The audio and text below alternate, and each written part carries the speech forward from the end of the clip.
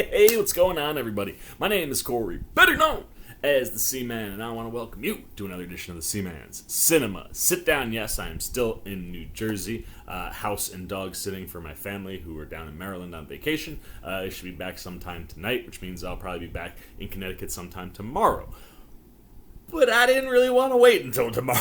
I've already waited what feels like forever to watch this series. I was having some serious space issues with my computer. My external hard drive started not working. I just hadn't gone and grabbed a new one, so I was like, you know what? I'm going to go get a new external, clean up the computer so there's some space so I can do some records, because obviously a little slow on the full episode reaction edits, especially when I've got multiple things going on, and we just started She-Hulk this past week. You want to see the reactions and review to that, you can see them right up there. But yeah, so now that I've got some space, I'm like, you know what, I want to just dive in and start binging the show, and I just signed off of work. Dog is just over in the corner here. There he is. Hi, puppy. He may invade the video.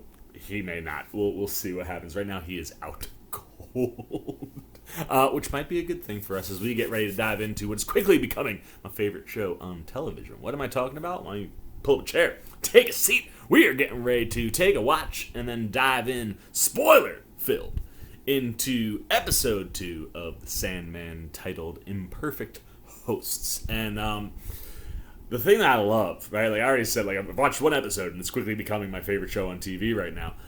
It's because of the adaptation, and the Sandman is one of my all-time favorite comic book properties. It's one of those properties that wherever it enters your purview in life, it's an immediate game changer, and seeing the way that they adapted and stayed so faithful to the book while also altering things, right? Like, that's the key to adaptations, and one of the things that I love about Gaiman being so involved in the show, like, the guy who wrote the original run should be the guy that adapts it for television, and the things that they've tweaked and changed and moved around make a lot of sense. They've trimmed out some characters from the first issue that, like, in the course of the long-form storytelling and the idea of, like, this never-ending sleep or waking that was going on for certain people while Morpheus was not in the dreaming.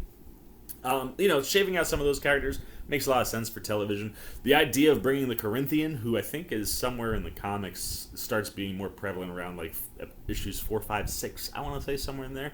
So bringing him to the front to kind of set yourself up and give you like, hey, here's what's going on, right? Like, Dream's got to go catch some guys and bring some, nightmares and dreams back into the dreaming that had escaped. Oh, he gets kidnapped and imprisoned for almost 100 years. He comes back, the dreaming's in shambles, and everything's out on the run. And the idea of having him going to chase the Corinthian at the top gives you the idea that, like, yes, dreams and nightmares can escape into the real world. And it's, Morpheus's job to make sure that they don't. And if they do, he brings them back.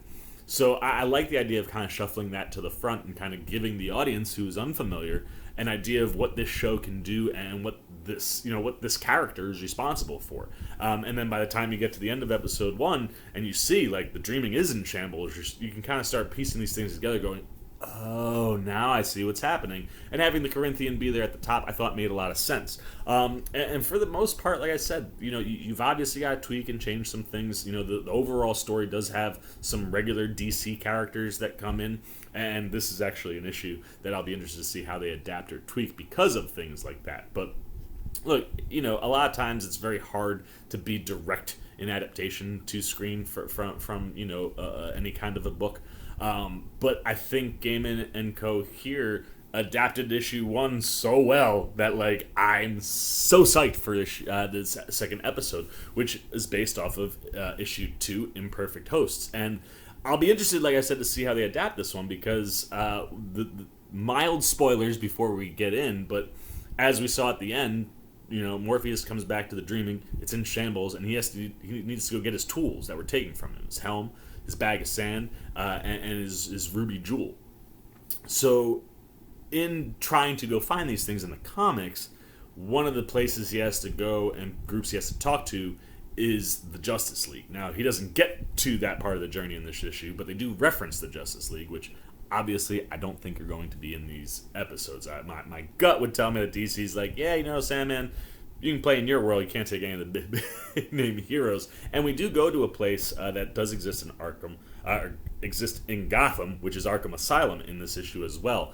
So I'll be interested to see if they tweak or play with any of that. But Imperfect Hosts is a phenomenal issue as we meet two very interesting characters that are a pair of brothers. And how they function in the issue, right? They kind of find Morpheus in the dreaming and kind of get him back up to strength a little bit.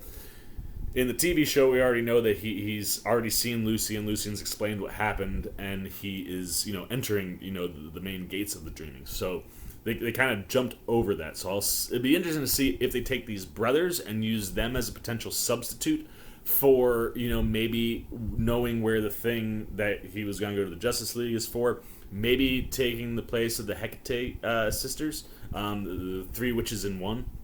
I'll be interested to see if we get them or if they use, these two brothers to kind of set that stuff up. But I'm fascinated because obviously this is an issue that I think you're going to see some more changing from, the actual pages. And I'm always here for an interesting adaptation. Like I said, the first episode, even though it was different, is so spot on that I can't wait to see how we get Imperfect Hosts adapted. I've been talking for 6 minutes, so I'm going to shut up. We're going to move over. This is going to throw everybody off, man, because I'm on the wrong side. But in my parents' house where they have the TV, no matter where I sit on this couch, I'm always looking to my right. And it's really hard to get myself set up in a way where I can make it look like I'm looking to my left. And when I did my She-Hulk, edit, me not looking in the right direction was just throwing me off from a visual standpoint. So, episode 2 of The Sandman now lives over here. We are going to do the same thing that we did for She-Hulk, which is earphones are in, singing up with my phone. So we're going to see what happens as we hit play on Imperfect Hosts. And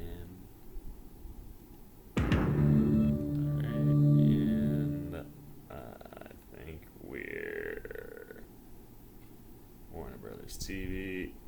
Yeah, that's good. We are off and running.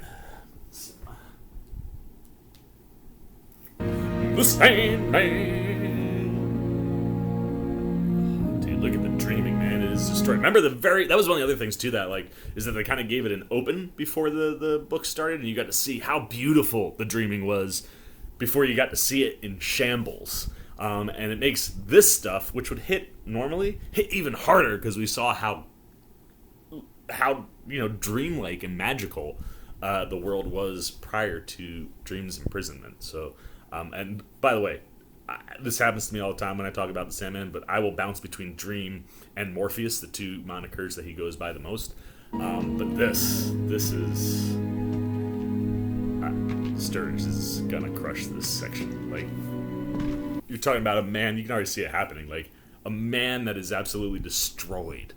Like, I kept a journal for a while, a chronicle of everything that happened in your absence, but slowly the words began to fade. The library is cool. Sometime after you left, all the books in the library became bound volumes of blank paper. The next day, the whole library was gone. The words ripped right off the pages that they used in the script. I never found it again. That whole bit. And yet you remained, while others fled, the royal librarian of an abandoned kingdom. I never felt abandoned. I love Lucian so much, and the woman playing her is fantastic thus far. So this is one of the things that we're going to see now, is that now that Morpheus is home, he can get back some of his powers, but he's pretty weak without his tools, which he's going to have to go track down.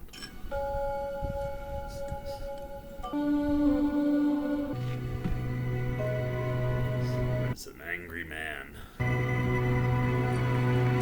Sturridge is capturing the emotions of Morpheus quite well thus far. This is cool. This is what I love when you get an adaptation from, a book to the screen, is that you can bring in things like this. That way. Oh my gosh, dude, that's awesome. Like, the idea of him trying to use his powers to put the dreaming back together and he's not strong enough. I like that. Need my tools. Not without my tools. Your tools? My helm. My sand. Sand, ruby. My helm. My ruby. I always put the helm first. It's always sand first. I know not where nor what I am without them. But yeah, seeing that, like, moment, really cool adaptation to visually capture how weak dreams become. What I am looking at. Who are we jumping into here? And it can be your Caravaggio for 22 million. Giovanni, sono Josiane. Who is... I don't know that. Dites au directeur que Madame Daudet l'appelait. Oui, patient. I'm not sure who this is yet. Quite the place you got here. Oh, Corinthians then. Okay, so that's what... Who are you? How did you get in? Getting in was the easy part. The hard part was finding you. Done a very good job of convincing people Ethel Cripps doesn't exist. Ethel Cripps. That's the... Okay, so that's... Do you remember the being Roderick Burgess kept caged in his basement? King of Dreams. He's coming for us. You and me. Why me? Stole his stuff? You stole from him. It's interesting how they cut out the entire Sykes aspect to that storyline. But again, a trimming that makes sense. I must summon a 3-in-1. Oh, he's gonna summon the 3-in-1. The fates see past, present, and future, and they know all. Perhaps just this once you could ask one of your siblings. Tell them what happened to you. I am quite sure they know what happened to me. And not one of them came to my aid. Tone of Sturridge's voice is so good. The fates aren't cheap, you know. They cost a bloody fortune. That they do. And at present, I cannot muster power enough to summon them, let alone pay that cost. Unless, is there anything of mine that remains in the dreaming? Oh, okay, so that's the element that they're gonna take from the brothers. Something that remains intact, that might retain some fragment of my power within it. Something I can absorb. They're going to the brothers. I know how they're doing this now. I like that concept. That's a good tweak to get us to hear, ah, Gregory! Second time we've seen him. Obviously, he was right at the very beginning of the show, but he'll play a little bit more in this episode for sure. Gregory, come down from there right now.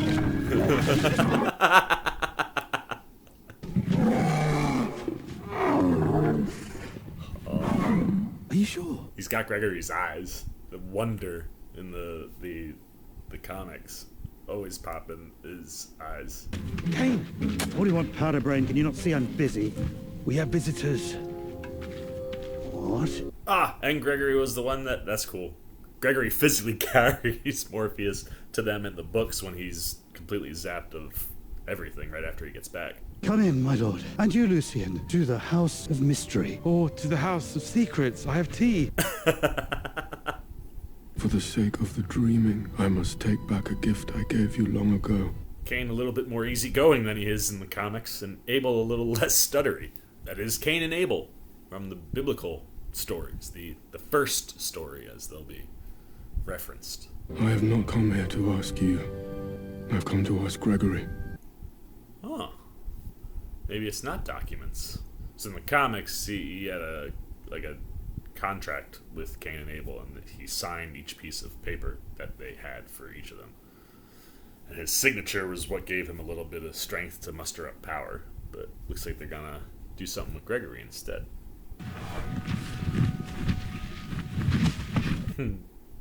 I need your help. Gregory, stop. So Gregory is Cain's gargoyle. Take me instead. Or Abel. Take me, Lord Morpheus, please. I cannot. I can only reabsorb that which I created, and Gregory began as a nightmare. No! Not fair. No. It's not. Oh no!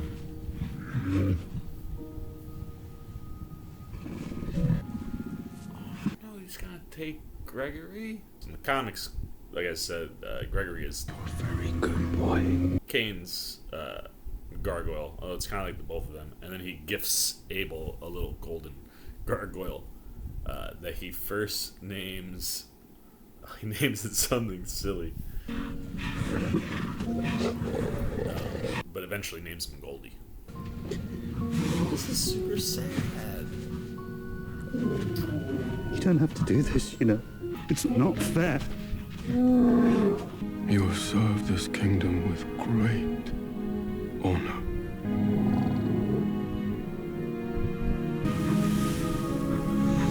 Comic fans a little bit harder than you guys.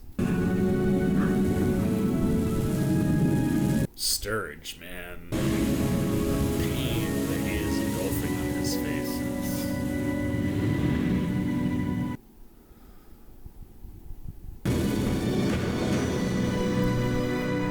King of Dreams got a little power back.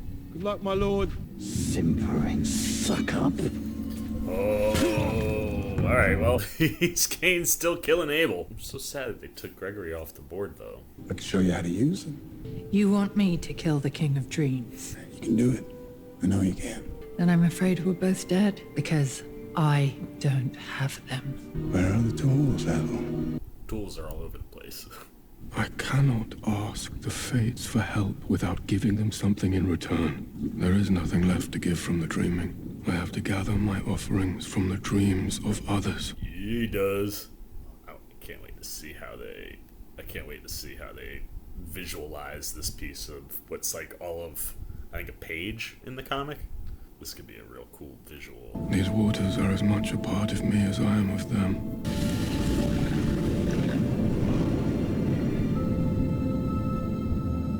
I love how his reflection's got the glow in his eyes.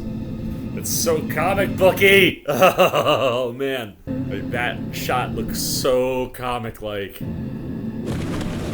Oh! The dreams and nightmares no longer seem to recognize their master. I will remind them and take from them what I require. Yes. Since one meets the fates at a crossroads, I find one in the dreams of a Cambodian farmer. Oh, that's so freaking cool. The hanged man represents surrender and sacrifice for the greater good. The gallows come from a young Japanese cinephile, her head full of British horror film. I'm telling you, man, like... The currents are stronger and faster than I remember. I have to focus Comic accurate stuff is so good. my eyes and see what the fates require. This is such a cool visual. The symbol of transformation,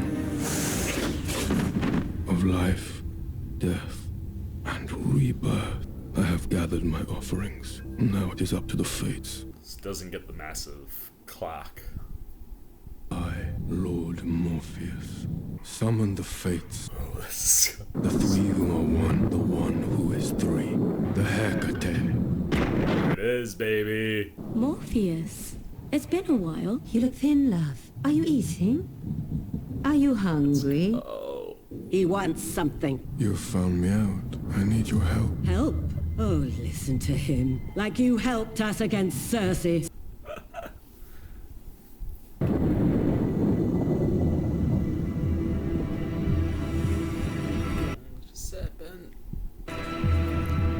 It's like, this is the stuff I love, man. Because like in the comics, I think there's like maybe 2 pages. It's like seeing You may ask us 3 visualization. questions. Eeks. Right down the old gullet. That was cool too. And get one answer from each They do of us. that in the comics where you'll see one of them eat something, First and they cut to question. the second, and they're I had a leather finishing it. pouch filled with sand. Where is it? In London. Last purchased by a magic user called Constantine. Joanna Constantine. Wait, what? Joanna Constantine? I knew Constantine, Yeah, but he that knew was 300 years ago. Constantine way back. I thought John was who he was supposed to go to. You said last purchased. Does she still have the sand? One question, You know better than that. You get one question, one answer. one answer. My second question. My helm. What happened to it? It was traded away to a demon for the amulet of protection. Which demon was it traded? One Question, one answer. one answer, love. Last question. This is so good. My ruby. Who holds it now? Your gem was passed from a mother to a son. Where are they now? That's so good. Oh! Oh! Crush that sequence. That was great. My lord, you didn't give it to the Fates. Because it was not meant for them. Oh, that's cool. So in the comics, Cain gives Abel Goldie. I think Dream is about to give them Goldie to replace Gregory. Here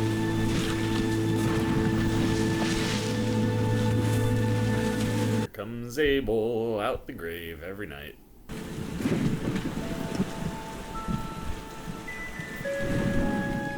I got something on Abel after this is over that you won't get out loud, probably. Do you think that the only way a woman can be successful is by using magic? You can't deny the tools have helped you.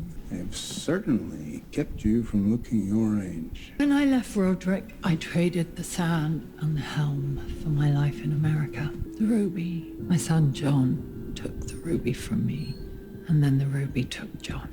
John D. Where is it now? I don't know. Don't want to know. You're lying. You don't have to lie. In fact, Oh, the eyes made of teeth. you don't have to say a word. They're so great. I don't need Dream's tools. I have my own. Holy crow! Whoa! What? That definitely didn't kill him.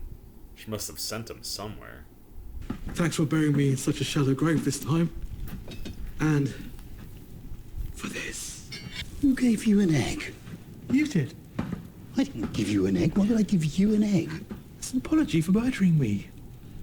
When have I ever apologized for murdering you? Oh, here we go. Come on, Goldie. Cain, look! It's a new little gargoyle. It's a baby gargoyle. And he looks just like the comics. He thinks leaving this Bulbous creature head, on I my love doorstep it. makes up for Gregory. Do you think it came from Lord Morpheus? Who else lackwit? He's trying to buy us off with a baby gargoyle. Or he feels just as bad about losing Gregory as we do. It's a cool adaptation tweak, although, like I said before, I'm sad Gregory's gone. He's rather cute. Gregory and Goldie have some great moments in the comic. Gotta call him Irving! You can't do You Irving. can't name a gargoyle Irving, you gully guts. I like Irving. Oh, little Goldie! Gargoyle names always begin with a G. Gormagon, Gladstone, Ganymede. All right then, Gerving. Gerving!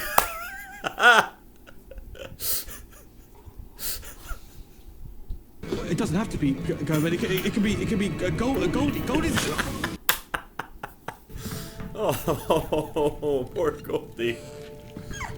Cain kills Abel a lot, so you should get used to that with those characters. Mystique. Oh, here we go. We are going to get to see John D. So John D is in Arkham Asylum in the comics. Oh, we've been Sam's capable hands. Thank you, Jackie. So they've just put him in a maximum security place. So that's what I figured they would do. We do get to see John D. Welcome back, Mystique. And she's been a frequent visitor. So when she went to Arkham, it was the first time she ever tried to visit. She tried to track him down for a long time because he'd been missing. And it was like, I traveled 8,000 miles. You better let me visit my son. So I like making this relationship a little bit stronger. Hello, Johnny. Oh, that guy. Hello, Mum. That guy will make a good John D. How are you, Johnny? Are you well? Same as ever, slightly bored, highly medicated. The days are all the same in prison. Hospital, John, not prison. If it pleases you to think so. You are fine, aren't you, darling? He's not fine. He's very mentally unstable. We do need to talk. Well, that rarely goes well for either of us. Perhaps I should ask the guard to come in and referee. We need to talk about the ruby. So, now one of the things that you won't get in the show that they do give in the comics that I think is a cool little context for Abel. Abel kind of gets piece back together as he comes to life, and he says he would rather the pain of coming back to life in those early moments than the cold of death under the ground. Call you Goldie for Kane's sake, but I think of you as Irving, really, in my heart. Spot on! Can't help it, it's not his fault, it's who he is. It's who we are. The first murderer, the first victim. This is our story. Do you even know what a story is? Should I tell you one? It's a secret story. Yes. It's a story about two brothers, just like the comic, who loved each other very, very much. And they were very nice to each other. Nice and kind and brotherly. And the elder brother never harmed the younger brother, ever. And they didn't live in different houses. They lived together in the same house. What Abel wishes the world was like with Kane. And they'd be happy. I don't mind getting murdered, honestly. If that's what makes Kane happy, then, hey, what are brothers for? Eh, little brother? Come on then. He's so cute. In a very strange way. He never normally murders me before lunch. He's not much of a morning person. Like me.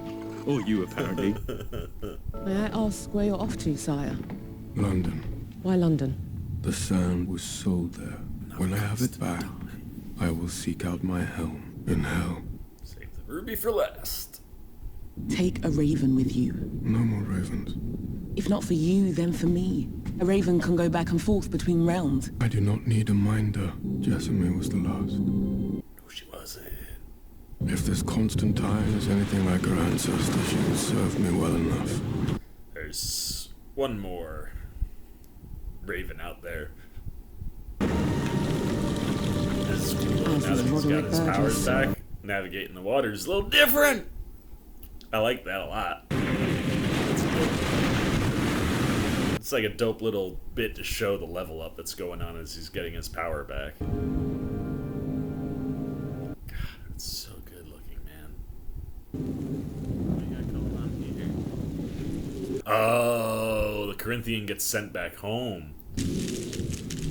Oh, that's cool. That's so cool. Like, gross, but really has a really cool visual effect. Like that quite a bit. You've returned. And just in time, too. His lordship will be pleased. Where is Dream? He's out there looking for his tools. He will be coming back. Well then, I better get a move on. Back to the waking world! Dreams and nightmares do not belong in the waking world. Boyd Holbrook has been... He's so good. I am leaving, and I am never coming back. He will come after you. Well then if he does, he won't be coming back either.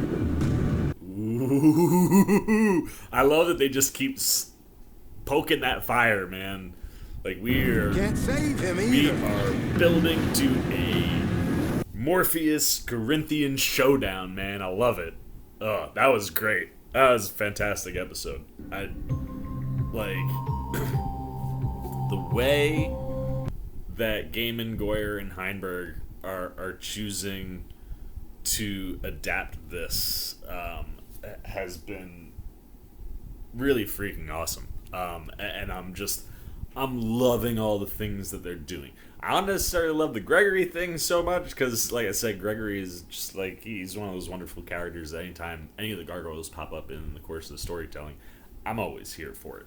So it's kind of sad to see Gregory go, but like I said, with some of the tweaking that they were doing in the first episode, how they adapt this issue, I think, works quite well for the storytelling, right? Like I had mentioned earlier, the beginning of that issue is Dream just arriving back in the Dreaming out in the outskirts, away from his castle, and it's Gregory that finds him, picks him up, and brings him to Cain and Abel, who help him get back to enough strength to be able to talk to the Fates.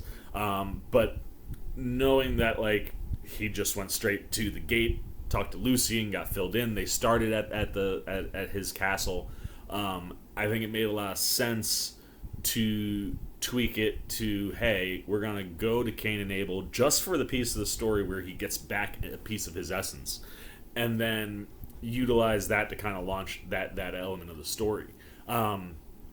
I mean, you could have done the contract thing, man. You didn't have to do Gregory, but again, it's one of those, like, when you're adapting, changes and tweaks, can be good. I think that's a good tweak where it's like you're gonna gut punch your comic audience more than you'll gut punch, right, like the regular audience. Like you guys who haven't read the comics just met Gregory, so Gregory being absorbed back in doesn't necessarily hit so hard. But for us comic book readers, that's a totally different vibe. And I really did dig the take on Cain and Abel. I think that the two guys that are playing them encapsulate those characters so well. As I mentioned, it was kind of strange to see Abel not stuttering. In the comics, Abel stutters a lot when he talks. Kind of really did like to really separate the identities of Cain and Abel, where like Abel is this very, like, not forthright but empowering, kind of like likes to be in control and likes to undercut Abel all the time, where Abel is, a little bit slower, can't always pick up on what Cain is doing. And I'm interested to see if the reason they took the stuttering out was because that could be viewed, I guess, as an attack to that community. So like I could totally understand how that goes away, but like I said, I think the guys who are playing Cain and Abel do a fantastic job. I mean, the guy who's playing Abel, even without the stutter, he really is encapsulating, the other element of Cain and Abel, which is just the kind-hearted good soul that Abel is, and the bit more of a dick that his big brother Cain is. But I think they encapsulate those characters quite well. You totally understand their relationship, the idea of, Cain always killing Abel, and a lot of times, very much like in the comics, it's just something that Abel does that just angers Cain to no end, that the only thing he can think of to do is kill his brother in the moment. It was obviously he gets killed a little bit earlier in this episode than the books, but, after he says that Goldie's name should be Irving, Abel does kill him in the comics. But I tell you, the one other thing, though, adaptation-wise with this episode, that kind of threw me off a little bit, is the absence of John Constantine. They only refer to Joanna Constantine, and then, Morpheus says, I knew a Constantine once, but that was, a very long time ago. And the Constantine he's referencing, of course, is Joanna. But what's strange is that the fates tell him that Joanna Constantine is the person in the present that has the sand, and in the comics it's John Constantine. So I'll be very interested. I gotta do some digging, but I'll be interested to see why Gaiman changed that. I wonder if it's a DC rights thing, or like what would cause him to change that spot, especially with such a fan favorite. Constantine fans around the world exist, and he is, while he's not like a top dog at DC, he is a character that has a very passionate fan base. And one of the other things that you might be saying or doing is, why do you keep saying Constantine, like, just because the show said Constantine? And granted, I did say Constantine, and Gaiman has made fun of the pronunciation of the name actually in the comic itself. When they're in London, there's an old hag that kind of lives on the streets. I'll see it. I'd imagine that we probably see her in episode 3. I hope. But she always says Constantine and stresses it, and it's one of those things that I think readers have always read it as Constantine, but Gaiman has always pronounced it Constantine. And he was recently interviewed where he went into it, but the reason that he's always said Constantine is that's how Alan Moore, the creator of John Constantine, said it when he would talk to him. That's one of those things, anytime you're reading, it's one of those like tricky things where you go, oh, I see, I've been reading it like this, and in reality it's actually pronounced this way. And that's obviously why the show is doing it. Just an interesting like tidbit, because I know a lot of you will be like, it's John Constantine, and yes, I find myself saying Constantine all the time too, because that's how I grew up reading the character. But Gaiman makes a good point that if Alan Moore said Constantine, then it should be Constantine, which is why it is in the show. But again, it's one of those things where in the issues itself, like he kind of jokes about that whole bit. But again, I'm very interested to find out why we have Joanna Constantine coming up in episode 3 and not later on in the show when Lady Joanna pops up in the books. And that's one of those things too where, I think it's so worthwhile knowing that the Sandman is adapting issue by issue. And you saw this episode was a little bit shorter, and in the comics, the second issue is shorter than the first issue. So like it's totally worthwhile. I mean, I think I reread. I don't physically have the comic here to show you guys some of the visuals that I would have been pulling up like I did in the first episode. So I left the book at home, but I did do a reread online, and it was, it's one of those things. Like I said, it's totally worthwhile and can be a quick read. I think because it's a shorter issue, I got through it in like 20 minutes, and it really does add a lot to the experience to see how Gaiman is taking his own material and readapting it to the screen. Little changes and deviations and things are, to this point, I think for me, kind of cool, and I like the type of story that it's telling. It's giving, the audience a really real concept of the type of power set that Morpheus has, what he's in control of, and how using his powers is also kind of leaving elements of himself in his things. And it's been really neat, and like I said, I think it's worthwhile to go into the issues so that when you see the deviations, that, like I said, I think so far, the changes they've made make sense and I think work, and some of them have been cool. Some of the additions, like seeing Morpheus, instead of him being half dead in the desert, outskirts of the dreaming, seeing him just come right back home and try to use his powers creates a visual that's awesome. But, he can't, and that's what makes him weak. So rather than resting and feeding and doing all the things that they do for him in the comics, he's like, nah. I just need to get back a little bit of juice so I can go grab some dreams to get the Fates involved. And I think the coolest element of the adaptation here, and this is the other thing too, like the comic's worthwhile because the stuff that's comic accurate is so comic accurate, man. I mean, they're literally ripping lines verbatim off the pages and giving them to the characters, which is fantastic. But it is, it's just one of those things where, like, getting to see Dream navigate the dreams the way they do in the show is just, for me, really, really cool. Like, that whole moment of him finding the gifts that he's going to give to the Fates is a page, and the page itself is really cool, but it involves a lot of slimmed down lines, so that the panels themselves are kind of these elongated long stretches, so you're getting shimmers and I can see the eyes and stuff, and it's a cool visual. Seeing it come to life through the water of the dreaming, that was really cool. And then to see what absorbing Gregory did for him from a power level, right? Like, you see how he navigates the waters after he got a little juice back, and it's a very different vibe than the first time he dives into the water. So, like, you can already see that, he's getting a little bit stronger, and once he tracks down his tools, he'll get even stronger than that, and I can't wait to see Dream in, like, full Dream mode. There's so many cool things coming, but once again, I think Gaiman and Co.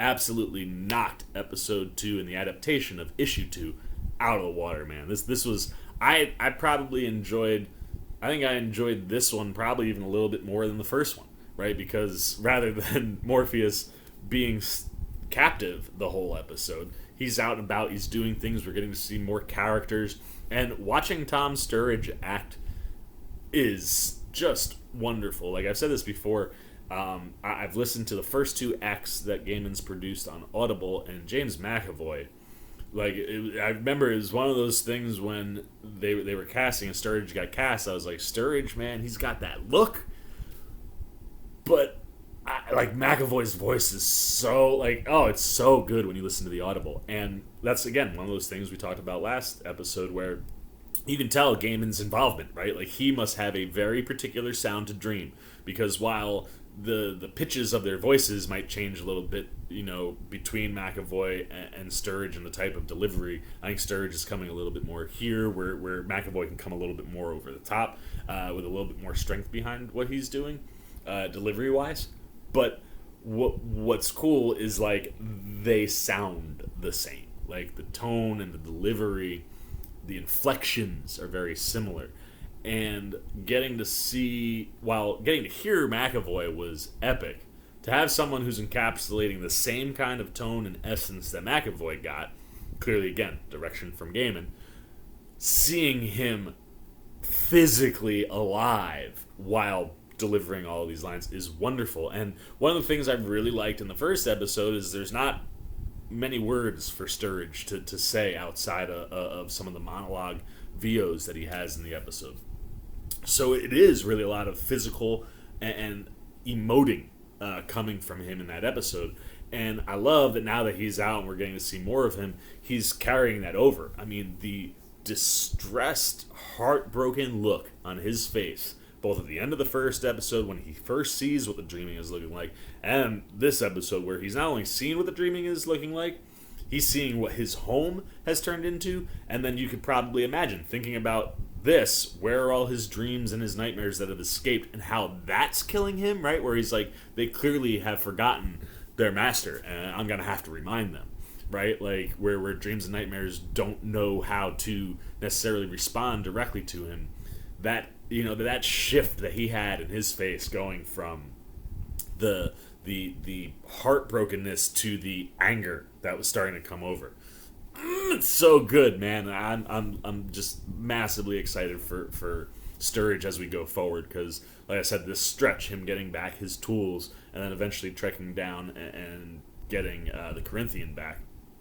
It's a lot of cool stuff coming for Dream / Morpheus. And I'm very excited for Sturridge in all those realms. Once again, my man Boyd Holbrook, this might be the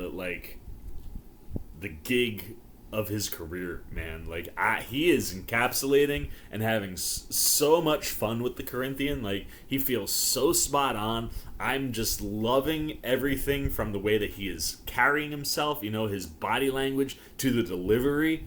Like, I've always enjoyed Holbrook when he pops up, but it never quite feels like you get him at his absolute peak, right? Like, it feels like you can see the ceiling sometimes for Holbrook, and a lot of the time, maybe not necessarily his fault, but like I feel like because of some of the things he's been in, he feels like he's just kind of in the middle there. And this feels like Holbrook getting up to what his ceiling is, and just seeing how much that he's enjoying playing the Corinthian is wonderful. And when you pair him with Sturridge's Morpheus, like, they are really two ends of the spectrum, right? Like, you've got Morpheus, who's very reserved, not emotional, doesn't necessarily have an overpowering personality. He's pretty, I guess you could say that Morpheus is a bit of an introvert.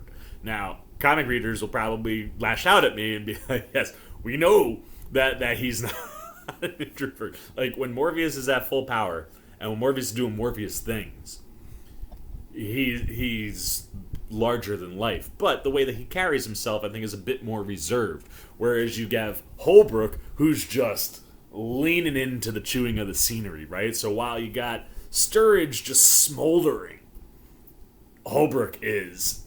he's not all over the place, but it feels like his character could go anywhere. And the amount of personality and just energy that he's bringing to the character really does create, the opposite side of the same coin. And while, look, the coins are not the same, I think from a character standpoint and how they're utilizing these two characters for this storytelling, I think you're going to see elements that are similar, sides of the same coin. I'm trying not to get murdered because obviously Morpheus and Corinthian are quite different. And Corinthian is something that Morpheus made, but you get the analogy I'm going for here. And the performances very much are adding to all of that. So, I mean, like I said, I loved from jump, when we saw the first, official trailer, I loved how you were setting up the Corinthian and Morpheus and them having a showdown as you go through the course of this season. And it's one of those things where I remember, even reading in the comics, when we finally get to the Corinthian, and the Corinthian, kind of becomes front and center from the storytelling perspective.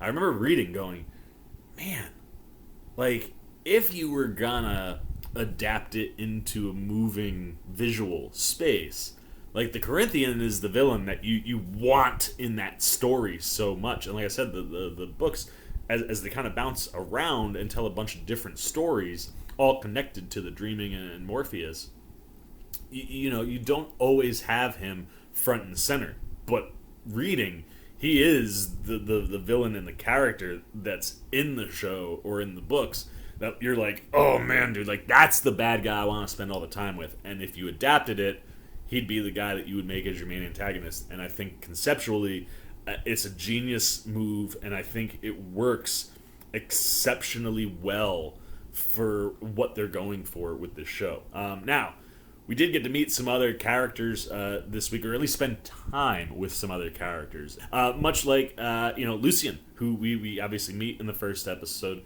We get to spend a little bit more time here with, and I'm going to butcher her name, so apologies right out the gate in case somehow you see this video. But Vivian Akampong, that's how we're gonna go with it. If I was like just breaking down her name, it's like Ache Ampong, Ampong. That's how we're gonna go. Vivian, I apologize if I got that wrong. I'm just calling you Vivian from now on. But I really, really like her in the Lucian role. In the comics, Lucian is a white guy. And look, while I know that this is a comic that came out in the 80s and a lot of older comics, there's a lot of white in comics. But Gaiman is an author that has always been someone that you commend for his diversity. I mean, when you start getting into some of the other characters in the inside of the franchise, I mean, you will see that Gaiman was ahead of the curve, man, with some of the things that he was doing as far as representation goes. And I know there is a large community that is going to adore Desire when we finally get there. But, like I said, of the characters that you could race bend from the comics, I think Lucian is a perfect one, and not just race, but sex bend too, right? Where you can bring in a female to play Lucian, and I think what Vivian is doing is great. Like, she totally feels like the character, even if she doesn't quite look like the character. And I would say the same with Cain and Abel. Asim Chandri, who played Abel, as I said before, I absolutely adored how he took on the character and represented Abel. I thought he got the character quite well. And the delivery for what he has with Abel, I think really worked. That softer kind of gentleness that you have with Abel as a character is something that you see, Chaudhry really capture quite well. You think you would put Cain right next to Abel on IMDb, but they did not. Where I'm like, I feel like I'm way too far in on this list.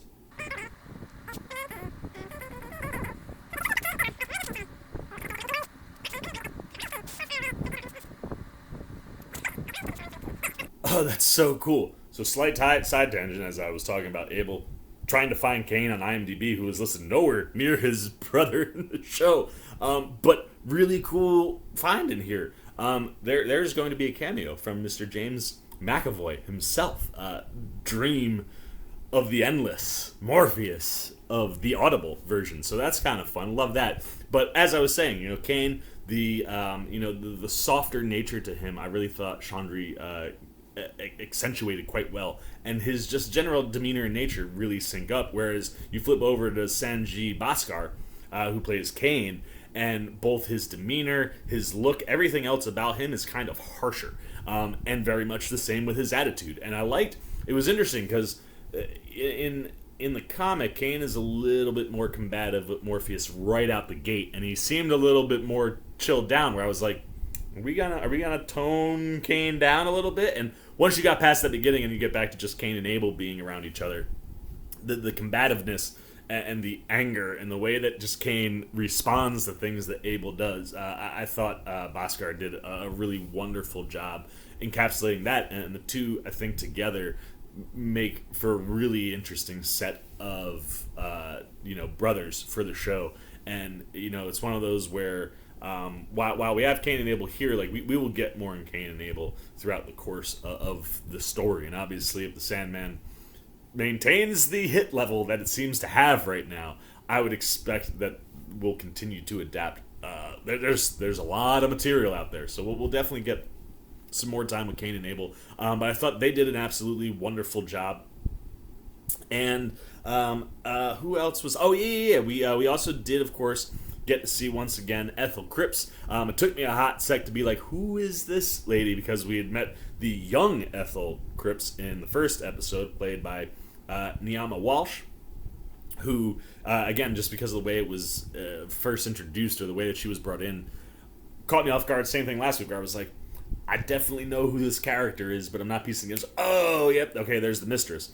And now, when you get to Jolie Richardson playing her, same thing. I was like, is this? I couldn't quite put my finger on it, but sure enough, it's funny that she had a camera looking outside down, I guess, the hallway of her building. She has a lot of locks in that building. But the first thing I thought of was, oh, is that our Arkham Asylum buddy, John Dee, who, of course, is Ethel Cripps' son. And while it wasn't that in the shot, it did indeed end up being Ethel Cripps. And I like what Richardson's doing. She has a devious nature to her. And I feel like it feels like the character, I think, might be more involved than what we got in the comics. Ethel's one that doesn't stick a ton. One of the reasons I love rereading these issues right before I watch, so this stuff's a lot fresher because Gaiman is definitely leaning into them. But I like the kind of evilness to her, and when she was able to use the item that she traded the helm for against the Corinthian, that was really cool. And that visual, the idea of melting him and then that was really, really neat. And then the last shout out that I will give for this show, oh man, where was he? Did they put him near his mother? I just saw him. I think they did. Yep, David Thewlis, who's playing John Dee. Excellent choice. John Dee is very, very important to the story and very important to things that are going to go down with Morpheus. And I think Thewlis is going to be just the right person for that role. So I'm excited to see where we go and what we get with John Dee and how he'll weave in along with his mother, Ethel.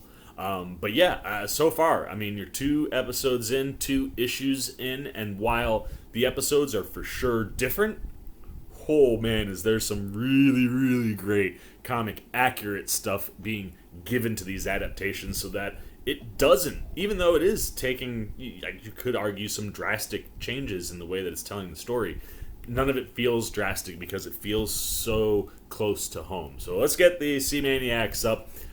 Pretty sure I said this last episode, but expect there to be a lot of this number as we go through. As I said, I enjoyed this episode more than I enjoyed the first episode, and I adored the first episode. I thought it was a wonderful setup, a wonderful foundation for this show, and a wonderful adaptation of the first issue. And this episode does much of the same. The adaptation is wonderful. The true to comic accurate things that are included in the episode really get a comic fan excited, and I think amplify and enhance the storytelling that you're given, because I mean, change some of the words, I mean, Gaiman wrote them perfectly the first time. So I love when you get to see moments like that. I continue to just be thoroughly impressed with Tom Sturridge. He really hit for me in the first episode. This episode he hits even harder because he's out and starting to do things, and you're getting to see him as Morpheus more rather than just sitting in that glass jar.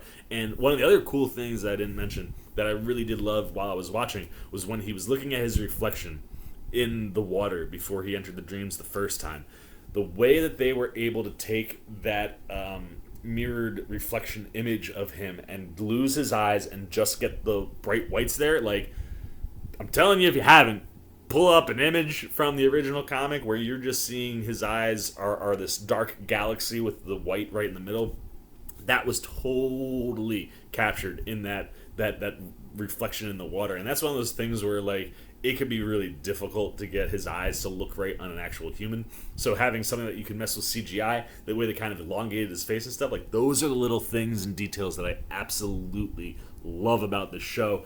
Boyd Holbrook, I think he's doing some of the best work of his career, and the other characters that we are slowly being introduced to, I think are just wonderful adaptations, and the performances that are behind them sync up so perfectly. Like I said, this just feels exactly how it should 2 episodes in. So for the Seaman, this is another 5 out of 5, man. Like I said, come at me if you want, but as someone who adores this material so much and is seeing it adapted so well, I mean, this is like my favorite thing to come to right now. I'm 2 episodes in, and 2 for 2, I am just elated with what we are getting on Netflix with the Sandman. So that's it, man. I'm 5 out of 5 Seamaniacs for the Seaman. I'm a shut up. Now it's your turn. What are you thinking of the Sandman? I have a feeling most of you guys have probably watched everything already, so try not to get ahead or spoil things. But when we're talking about episode 2, what's popping for you, man? Like what is it that you're really enjoying from Imperfect Hosts? Did you like the additions of Cain and Abel and how that story was told? What did you think of the Gregory situation? If you're a comic fan, what did that do to you? And if you're not a comic fan, did that hit? Did you feel the pain that Cain and Abel and Morpheus were going through as Morpheus absorbed Gregory back into himself? Let me know what you're thinking there. What do you think of Lucian? What do you think of Holbrook as the Corinthian? What do you think of this Ethel Cripps John D situation we got going on? The performances, the castings. Like I said, we've changed some things up in certain places, but I think that overall what we're seeing is really, really excellent casting and choices. So I'm interested to see if you're feeling the same way. Anything you got, man, on the Sandman. Episode 2, Imperfect Hosts, goes down below in the comments section. I look forward to talking to you all down there. As always, if you enjoyed this video, please give me a thumbs up. And if you're new, you want to come hang out with the Seaman anytime we're talking movies, TV, trailer reactions, you want to be here as I continue my watch-alongs of The Sandman. Like I said, I'm going to be able to rip through these a little bit faster because I can keep the footage safe somewhere nice and not run out of space on my laptop, and then hopefully not be too far behind as we edit these, try to get them up at a decent pace. But you want to be here as we continue our journey down the Sandman. You just want to show a little love and support to the old Seaman. Well, hey, come join Seamaniac Nation. It's the easiest way to do that, and you can simply jump over there, hit that subscribe button, hit that little bell if you want those alerts so you know when the videos are coming. You a certified Seamaniac. That's all there is, man. So you guys do that stuff for me. I'm going to keep cranking over here for you guys. And until next time, for the Seaman, Cinema Sit Down. I've been the Seaman. I'm signing off. Peace! Oh, hey, what's going on? You must be sticking around because you're looking for more content featuring this guy. Well, guess what? You're in the right place. You can check out more videos right here and right here. And if you have and you want to come join that Seamaniac Nation, you can hit that subscribe right over there.